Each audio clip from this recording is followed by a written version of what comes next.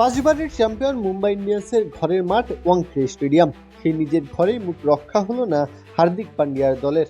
তাদের ডেরা এসে রাজ করে গেল defending champion royal Challengers Bengaluru. তাড়া করতে নেমে ব্যর্থ মনোরথে 22 গজ ছাড়তে হলো মুম্বাইকে।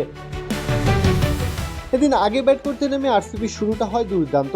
বহুদিন পর রানে ফেরা ফিল শট আর চির ধারাবাহিক বিরাট কোহলির জুটি এনে দেয় 120 রান। সল্ট ফেরেন 78 রান করে, আর সাজঘরে যাওয়ার আগে কোহলির ব্যাট থেকে আসে পুরো 50 রান। আরও একবার বুমরার উইকেটবিহীন থাকার দিনে আগ্রাসী অর্ধশতক তুলে নেন আরসিবির অধিনায়ক রজত পাতিদারও। টিম ডেভিডের ঝড়ো ত্রিশোর্ধ্ব ইনিংসে ভর করে আরসিবির সংগ্রহ দাঁড়ায় 240 রান।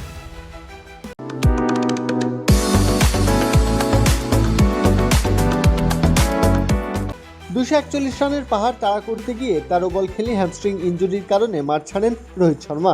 রায়ান রিকেলটন আর সূর্যকুমার যাদব ত্রিশোর্ধ্ব দুটি ইনিংস খেললেও তা মুম্বাইয়ের জয়ের রাস্তা খুলে দিতে পারেনি। অধিনায়ক হার্দিক পান্ডিয়া 40 রান করে ফিরে গেলে পরাজয়ের ব্যবধান কমানোর দায়িত্ব নিজের মাথায় তুলে নেন শেরফান রাদারফোর্ড। 4 ছক্কার বৃষ্টি নামিয়ে তুলে নেন 50। তাতেও শেষ রক্ষা হয়নি। ইনিংস শেষ হয় 5 উইকেটে 222 রান তুলে। 9 ছক্কায় 71 রান করে মাথা নিচু করে পরাজিত নায়কের বেশে মাঠ ছাড়তে হলো রাদারফোর্ডকে। সল্ট পাতিদারদের আগ্রাসনের সামনে মুখ তুলে দাঁড়াতে পারল না মুম্বাই ইন্ডিয়ান্স। হারতে হলো 18 রানের ব্যবধানে। প্রত্যহ কাব্য, খেলা 71।